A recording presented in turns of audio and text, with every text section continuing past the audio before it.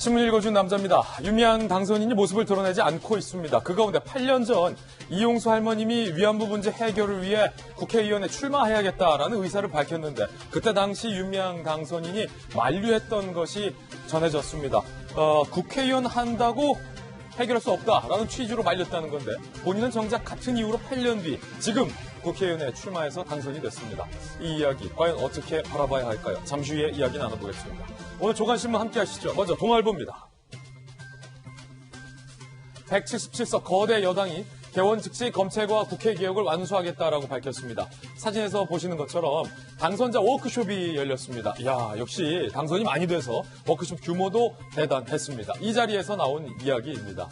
그런데 역시 윤미향 당선인의 거취와 관련된 기자들의 질문도 나왔습니다. 이해찬 대표는 이에 대해서 가진 의혹 제기에 굴복을 해서는 안 된다라고 밝혀서 논란이 되고 있습니다. 굴복해서는 안 된다. 이 말은 듣기에 따라선 윤미향 당선인을 안고 가겠다라는 식으로 해석을 한 조간신문도 나온 만큼 논란이 되고 있는 건데 과연 이해찬 대표에 굴복하지 않겠다. 어떤 뜻일지 잠시 후에 이야기 나눠보겠습니다. 다음 신문입니다. 이번엔 조선일보입니다. 미국이 동맹국들을 불렀습니다. 워싱턴 DC로 불렀습니다. 중국에 우리가 제재를 할 거야. 그러니까 니들도 같이 동참할 거지? 라고 압박을 했습니다. 이 이유인 즉슨 중국이 최근 홍콩에 보안법을 강제하려 하고 있는데 이에 대해서 미국이 제재를 한다는 입장을 밝힌 겁니다. 그러자 중국도 우리 정부에게 우리가 홍콩에 대해서 보안법 하려는 거 알지? 우리 좀 지지해줘 라고 요구를 하고 나섰습니다. 오늘 조선일보는 한국 외교가 미국과 중국 사이에 반드시 어느 한쪽을 선택해야만 하는 갈림길에 처해졌다라고 분석했습니다. 다음 신문입니다. 이번엔 중앙일보입니다. 이거 걱정이에요. 아이를 많이 낳는 1분기 출산율이 나왔는데 작년에는 그래도 여성 한 분당 한 명이 넘는 아가를 1분기에 낳았는데 올해는 여성 한 명이 한 명도 낳지 않는 0.9명으로 추락을 했습니다. 그 이유가 더 걱정스럽습니다. 분석을 해보니까 청년들이 직장을 구하기가 힘든 겁니다. 직장을 구하기 힘드니까 결혼을 못하는 겁니다. 결혼을 못하는 거니까 아이 출산율도 떨어지는 겁니다.